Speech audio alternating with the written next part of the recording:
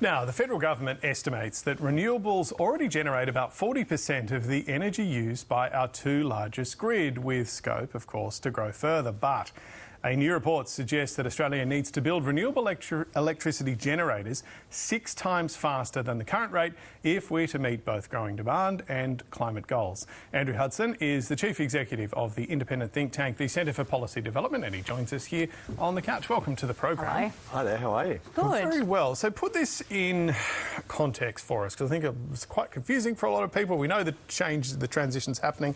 How fast is it happening? Yeah, well, look, I think what our new report today finds is that we need to speeding that up. So our report's called Warp Speed.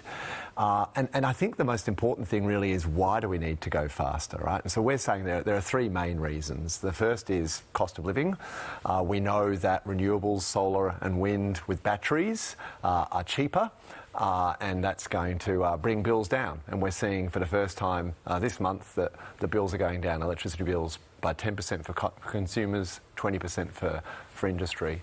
But the second main reason really is the climate crisis, climate change. We know in order to meet our goals that we need to speed up our transition even further. And bring down emissions, and thankfully we are seeing emissions come down as well. But the third reason is our energy security. We need to get our grid to be much more connected to our bountiful supplies of solar and wind, so that we're talking far less about the Strait of Hormuz. And so we can be self-sufficient, and that's good for the economy and for our resilience.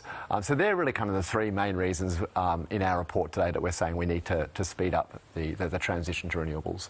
Are we seeing a lot more demand now? Because we talk a lot about these sort of data centres, for instance. That's certainly been in the news lately. Is that one of the reasons why we need to up the ante here? Well, look, there are many reasons why. We've got an expanding population. We want to create a bigger economy. So absolutely. I mean, what we're really talking about in our report are sort of 4 key recommendations of how we need to speed this up. The first is that we need to create more jobs. So we need to double the workforce associated with the energy transition. But we also need to, the second main recommendation is we need to reduce the amount of approval. So we need to halve the approval timeline. But critically, we need to bring communities along with the transition. We need to do a much better job of consulting them. And the third main recommendation is we need to get money and capital into the projects where they're needed.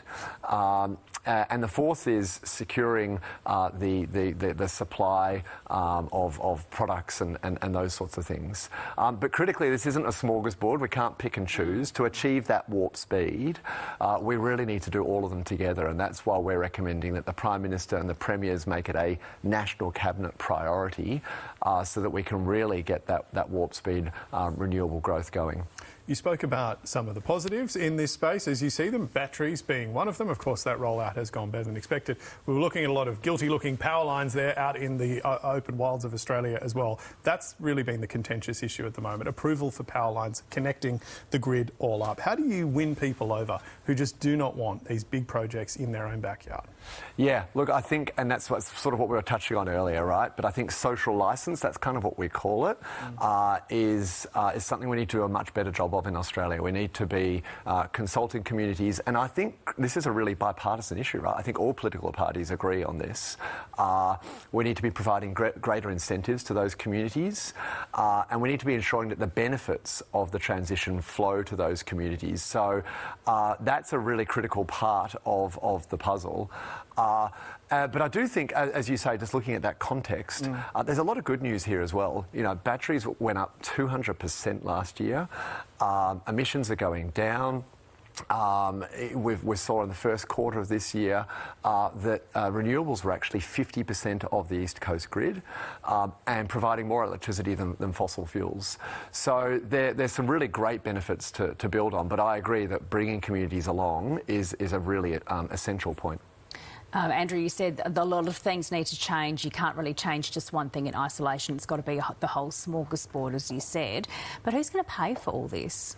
Yeah, well, I mean, actually, this will pay for itself, right? Again, if the nation can switch to renewables, it's far cheaper. We know that our coal-fired power plants are ageing. So is our transmission, I should say. So we need to be replacing these things. What we've already seen is that despite all the money that we're putting into replacing transmission at the moment, prices are coming down because solar and wind and batteries together are cheaper. So this is a really great investment in Australia's future. Andrew, thank you so much for joining us this morning. Andrew. Thanks so much. Great to be here. Now, the